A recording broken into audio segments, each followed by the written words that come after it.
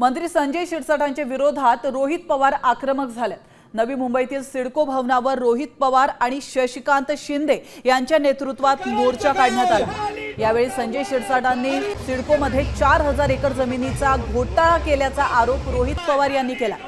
शिरसाटांनी राजीनामा देण्याची त्यांनी मागणी केली आहे। त्यामुळे शिरसाटांच्या अडचणीत आता अधिकच वाढ होणार आहे। मात्र रोहित पवारांनी आरोप करण्यापेक्षा पुरावे द्यावेत असा टोला फडणवीसांनी लगावला।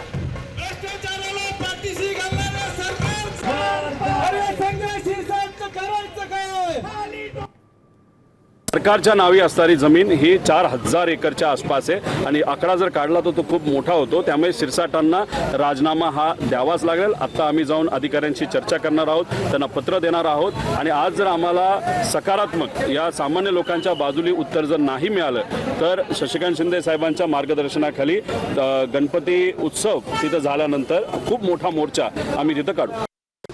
रोहित पवार किंवा ही सगळी मंडळी रोज असे आरोप करत असतात।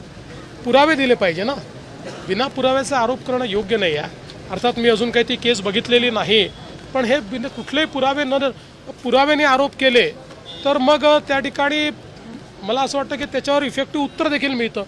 आता त्यांच्याकडे काय पुरावे आहेत आणि काय केस आहे मला पूर्णपणे माहिती नाही, पण बिना पुराव्याचे आरोप करत असतात। आता isakal.com आहे देशातील नंबर 1 ची मराठी न्यूज वेबसाईट।